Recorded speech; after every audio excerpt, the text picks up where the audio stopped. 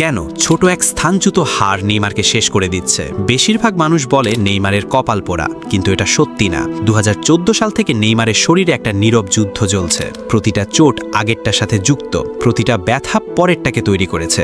এটা দুর্ঘটনা না, এটা একটা পতন যেটা শুরু হয়েছিল একটা ছোট্ট হার থেকে। 2014 ওয়ার্ল্ড কাপে ব্রাজিল ছিল সলিড টিম, নেইমার তার প্রাইমে ছিল, আর দলে ছিল মার্সেলো, সিলভাম, দাভি লুইস, অস্কারের মতো লেজেন্ডরা। নিজের দেশে ওয়ার্ল্ড কাপ জেতার এক বড় চান্স ছিল।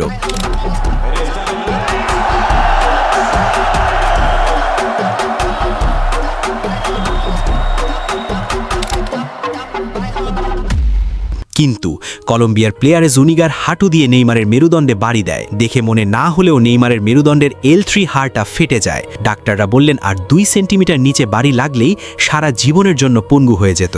এই একজন প্লেয়ার ইনজুরিতে পড়ে, আর তাদের ক্যাপ্টেন রেড কার্ড থাকায় ব্রাজিলের স্বপ্ন ধুয়ে দেয় জার্মানরা। সেই ইনজুরিটাই তার পতনের দরজাটা খুলে দিয়েছিল, আর সেই দরজা নেইমারের বড় অভিশাপ হয়ে যাচ্ছিল।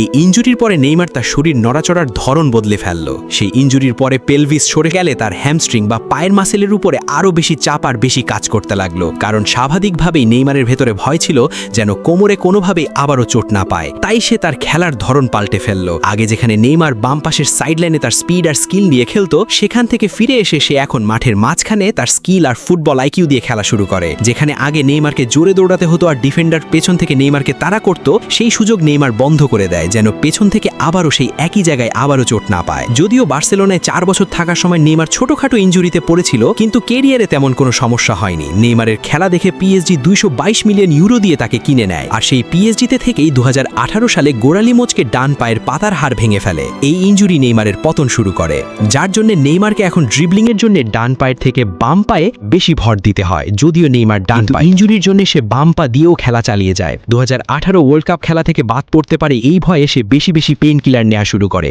ডাক্তার বলেছিল এটা নেইমারের জন্য খারাপ হবে, কিন্তু সে চেয়েছিল খালি ওয়ার্ল্ড কাপ খেলতে। বিশ্বকাপের জন্য তাড়াহুড়ো করে ফিরলেও পরের বছর সেই ডান পায়ের ভাঙা পাতার বোন আবারও ভেঙে ফেলে। ডাক্তার বলেছিল ঠিকভাবে রিকভার না হলে এমনটি হবেই। দ্বিতীয়বার ভাঙার পরে ডান পায়ের উপর জোর দেয়া তার জন্য ভীষণ কষ্টকর হয়ে পড়ে, তাই বাম পায়ের উপর আস্থা রেখেই খেলা চালিয়ে যায়। কিন্তু 2023 সালে উরুগুয়ের সাথে ম্যাচ খেলার সময় বাম পায়ে বেশি চাপ পড়ায় বাঁ হাঁটুই ভেঙে পড়ল। একজন ফুটবলার ACL ইনজুরি থেকে ফিরলেও সে একটা সুস্থ পা দিয়ে যেভাবে খেলতে পারত, সেইভাবে কি কোনোদিন একটা ভাঙা পা দিয়ে কি খেলা সম্ভব? এটা শুধু চোট ছিল না, এটা ছিল আমরা যে নেইমারকে চিনতাম তার কেরিয়ার শেষের শুরু।